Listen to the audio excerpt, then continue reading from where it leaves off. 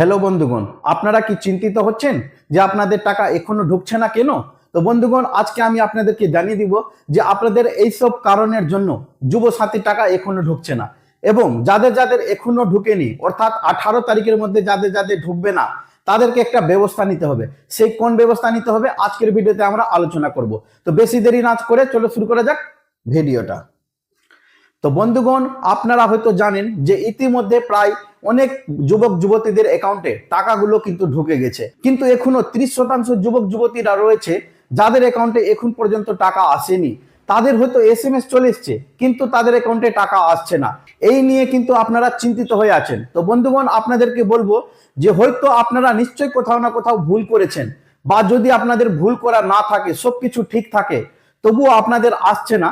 সেটার কারণ হচ্ছে ফর্ম এন্ট্রি নিয়ে। যদি আপনাদের অ্যাপ্লিকেশনটা অফলাইন করেছিলেন এবং ফর্ম এন্ট্রিটা ভালোভাবে হয়নি, তাহলে কিন্তু আপনাদের টাকা ঢুকবে না। এটার সমাধান হচ্ছে শুধুমাত্র ডিএম অফিস। হ্যাঁ বন্ধুগণ, যাদের যাদের এখনো টাকা ঢুকেনি তাদেরকে ডিএম অফিসে গিয়ে অ্যাপ্রুভাল নিয়ে আসতে হবে। কারণ আপনাদের কোনো না কোনো জায়গায় প্রবলেম হয়েছে, সে ব্যাংক অ্যাকাউন্টে প্রবলেম হোক, বা আইএফসি কোডে প্রবলেম হোক, বা ব্যাংক অ্যাকাউন্টের সঙ্গে ডিবিটি লিঙ্কের প্রবলেম হোক, বা মোবাইল নাম্বারের প্রবলেম হোক। এই চারটা কারণের মধ্যে যে কোনো একটা কারণ আপনার হয়েছে অবশ্যই, তাই সেই কারণে আপনাদের অ্যাকাউন্টে টাকাগুলো ঢুকছে না। আপনারা আমাকে কমেন্ট করে জানাবেন যে আপনাদের কোন প্রবলেমটা রয়েছে।